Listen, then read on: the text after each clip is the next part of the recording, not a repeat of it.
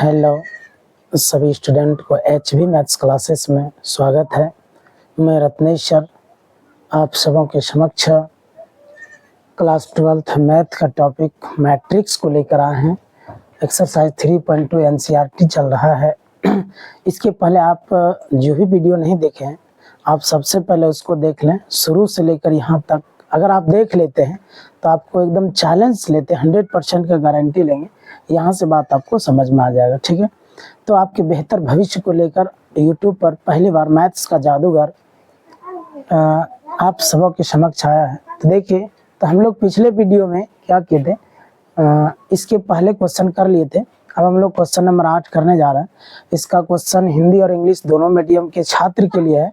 हिंदी और इंग्लिश दोनों में आप देख सकते हैं, स्क्रीन पर हम डाल चुके हैं, वहां से देख सकते हैं। ठीक है, तो हिंदी मीडियम में एक त्रुटि है। देखिए, वहां लिखा है x तथा y का मान ज्ञात करें, जबकि y का मान पहले से प्रश्न में दिया गया है, तो y का मान कैसे निकाल सकते हैं।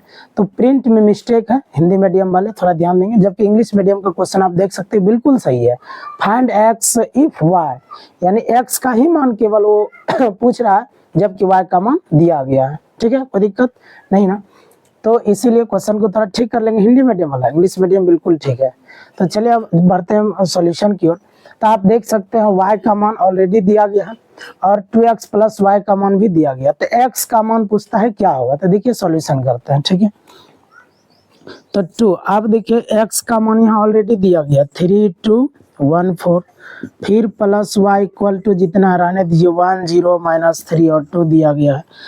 अब देखिए, मैट्रिक्स में जो भी संख्या यहाँ पर बाहर में गुना होता है, वास्तविक संख्या प्रत्येक एलिमेंट में गुना होता है।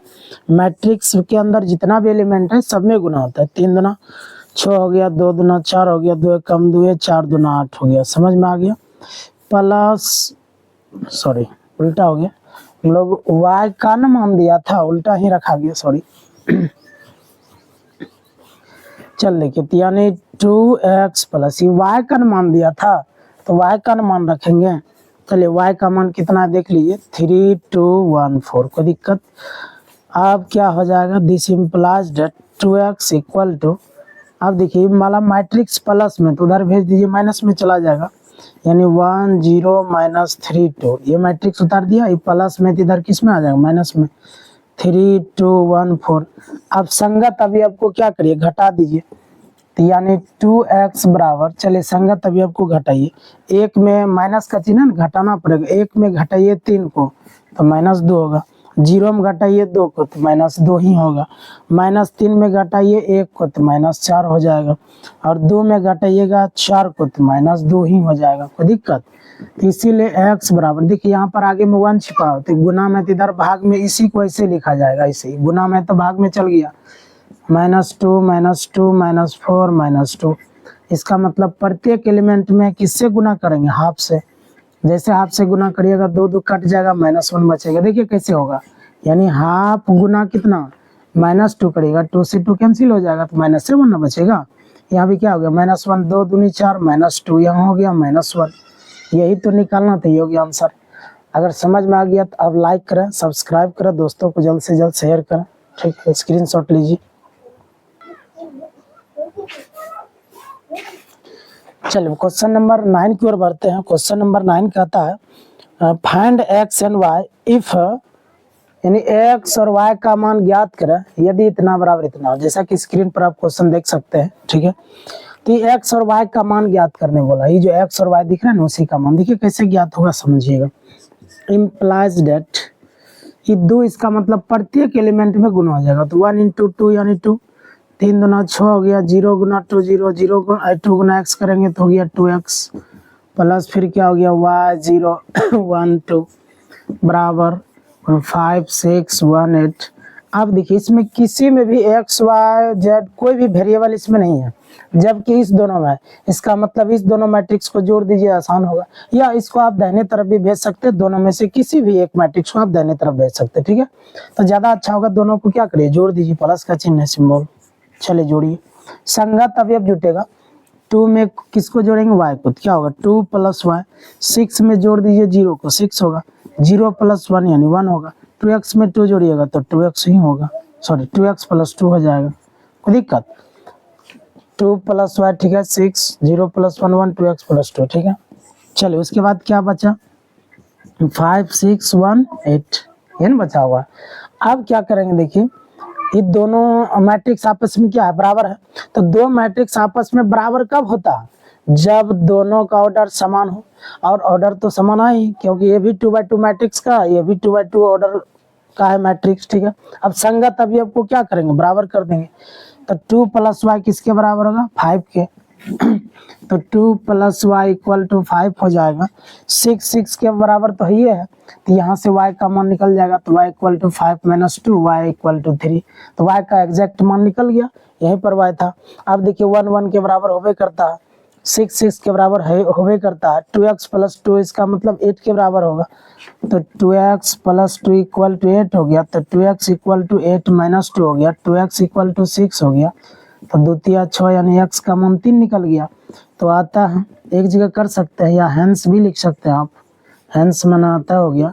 अतः x का मान 3 निकल गया और y का भी मान तो 3 ही निकला, दोनों आंसर हो गया। अब स्क्रीनशॉट लीजिए, फिर अगले क्वेश्चन की ओर बढ़ते हैं।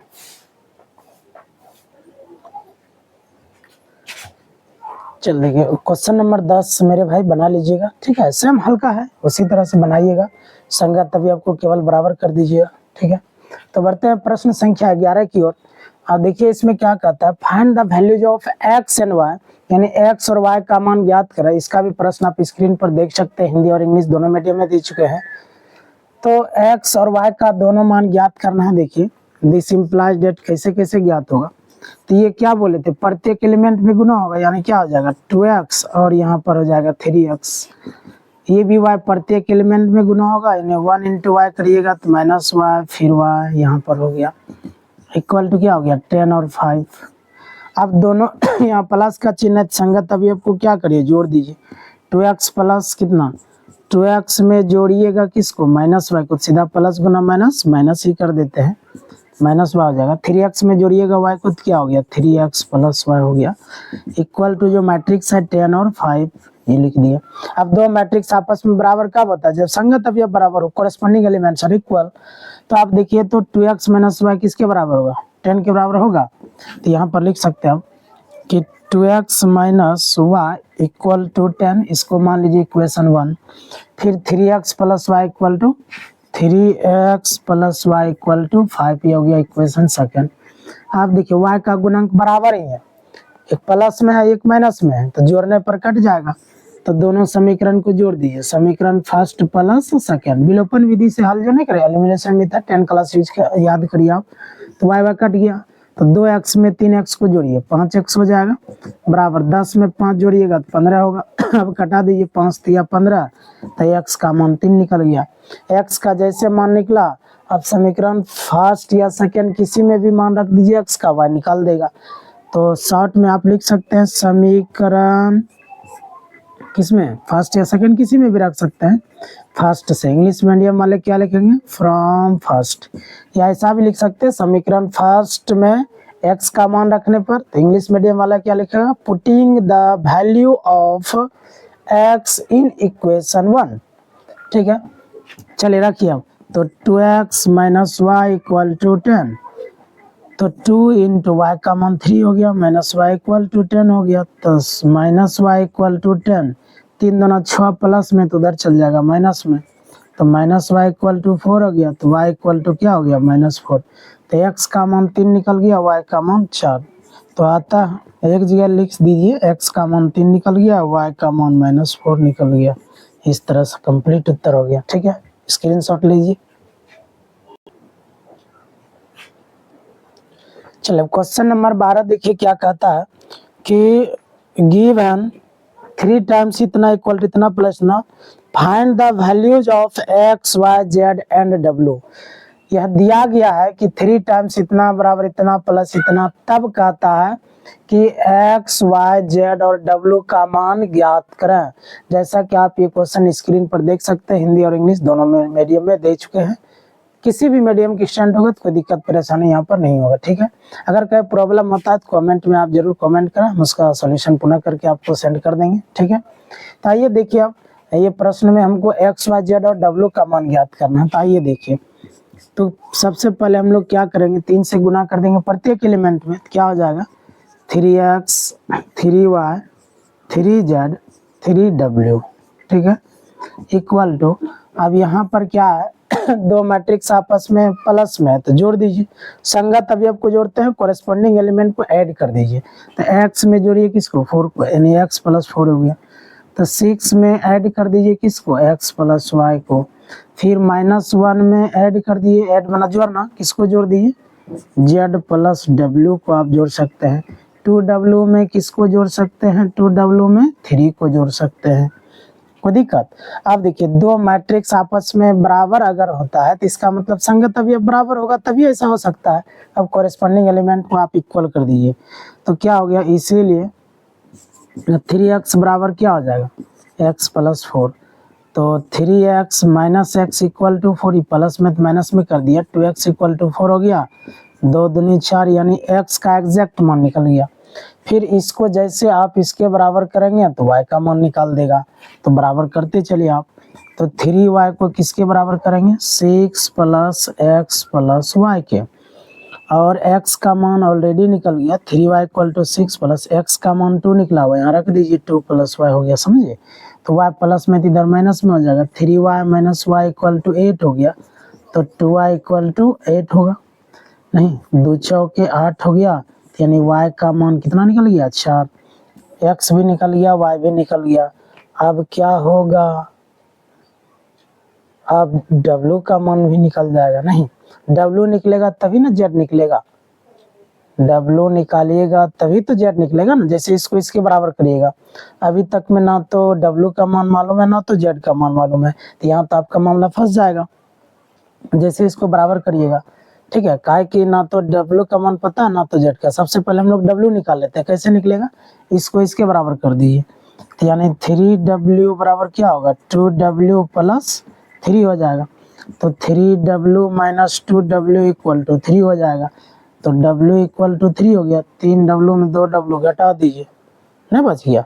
चलिए w का मान निकल चुका है, अब लास्ट देखिए, अब इसको इसके बराबर कर दिए, z का मान निकाल देगा, ठीक है। 3z किसके बराबर होगा, 3z इक्वल टू क्या होगा -1 प्लस z प्लस w के बराबर होगा। अब देखिए आप हमको तो z का मान चाहिए, प्लस में इधर माइनस में, 3z minus z equal to -1 plus w, तो 2z इक्वल टू -1 प्लस, अब देखिए 3z में एक z घटेगा 2z नहीं बचेगा। अब w का मान कितना है, w का मान तभी निकाले थे 3 हो गया, इसका मतलब 2z इक्वल टू 2 हो गया, 2 से 2 कटा भी सकते हैं आप, इसका मतलब z का मान कितना हो गया 1 निकल गया। तो प्रश्न ही बोला था x y z और w का मान क्या था, x निकल गया, y निकल गया, z भी निकल गया, w भी निकल गया, ये तो प्रश्न था। तब स्क्रीनशॉट ले लीजिए, हो गया आंसर।